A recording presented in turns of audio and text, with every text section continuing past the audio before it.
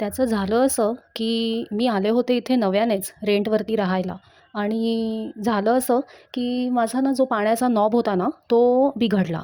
म्हणजे 6 महिने झाले मला इथे आणि माझा पाण्याचा नॉब बिघडला. तर प्लंबरला बोलवलं आणि पाण्याचा नॉब चेक केला. तर त्यावेळेला प्लंबर बोलला, "हा जरा आधीपासूनच बिघडला होता. हा चेंज करायला हवा होता." मग लगेच फ्लॅट ओनरला फोन करून विचारण्यात आलं, की "हा ना नॉब असा चेंज करता येऊ शकतो का?" मग फ्लॅट ओनर म्हणाला, की "हां, तुम्ही बघा आता तुम्ही राहताय ना, मग तुमचं बघा तुम्ही." असं रिप्लाय आला. त्याच्यामुळे आम्ही त्याला सांगितलं, की "प्लीज जर काही चेंजेस असतील तर करून घे."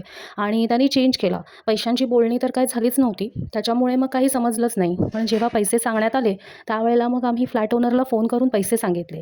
फ्लॅट ओनर म्हणाले, की "तुम्हीच भरा कारण तुम्हीच राहताय त्याच्यामुळे तुम्हीच केलं पाहिजे." त्याच्यामुळे आम्ही पैसेही भरले. त्याच्यानंतर एकदा ना पावसात भरपूर वादळ आलं इकडे आणि जाळी पूर्णपणे उडून गेली होती. मग ती सगळी पूर्णच्या पूर्ण जाळी आम्ही बसवली आणि फ्लॅट ओनरला विचारलं.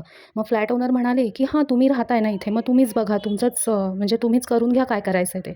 असं म्हणून आम्ही ती जाळीही बसवून घेतली. नंतर असं झालं, की कचरेवाला येणं बंद झालं. त्याच्यामुळे फ्लॅट ओनरला नेहमीप्रमाणेच कळवण्यात आलं.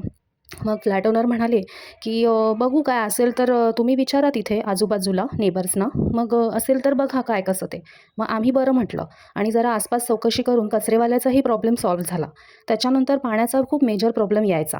सकाळी फक्त 1च तास पाणी असायचं आणि म्हणजे 2 तास ॲक्चुअली यायचं, त्यांनी सगळं भरून व्हायचं. पण 1 तास ते पण कमी फ्लोमध्ये असायचं. तर नेहमीप्रमाणेच आम्ही फ्लॅट ओनरला ॲज युजुअल कानावर घातली बातमी आणि फ्लॅट ओनरचं म्हणणं आलं, "बघा कसं काय ते आसपास काय असेल ते बघा."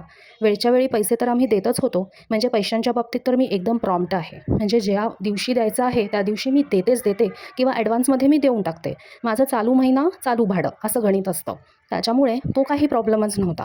परंतु इथे जे प्रॉब्लेम्स येत होते ते फ्लॅट ओनरच्या कानावर घातले असता ते नेहमी म्हणायचे, "जसं असेल तसं बघा, तुम्ही बघा तुमचं तुम्ही कसं काय होतंय ते."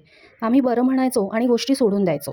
नंतर इथे पाण्याच्या प्रॉब्लेममध्ये सगळेजणांनी बिल्डरकडे जायचं ठरलं आणि बिल्डरकडे जायचं ठरल्यावरती मला विचारण्यात आलं, की "तुम्ही पण येणार का?" तर मी पोलाइटली नम्रपणे म्हणाले, की "सॉरी हां, मला जमणार नाही." कारण त्याचं झालं असं, की आम्ही आहोत रेंटवरती. तर रेंटवरती असं करू नये ना, म्हणजे रेंटवरती असं नाही जमू शकत आपल्याला जाणं. कारण जे रेंटवरती आहे ते रेंटवरती आहे. म्हणण्याचा उद्देश असा, की जे भाडेकरू आहेत त्यांनी फ्लॅट ओनरच्या ड्युटीज करू नये असं माझं स्पष्ट मत आहे.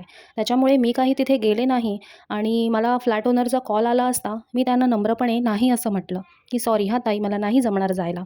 अशा पद्धतीने तिथे जेव्हाही मीटिंग होत होती त्यावेळेला मी खाली मान घालून लिफ्टमध्ये शिरून सरळ माझ्या घरी जायचे. कारण निश्चितच माझं तिथे काहीही काम नसायचं. त्यामुळे मी तिथे नाही थांबायचे. आता आला पार्किंगचा विषय. पार्किंगमध्ये असं झालं, की इथे एखादा समारंभ असेल तर पार्किंगमध्ये लावलेल्या गाड्या या बाहेर काढायला सांगतात आणि दुसरीकडे लावायला सांगतात.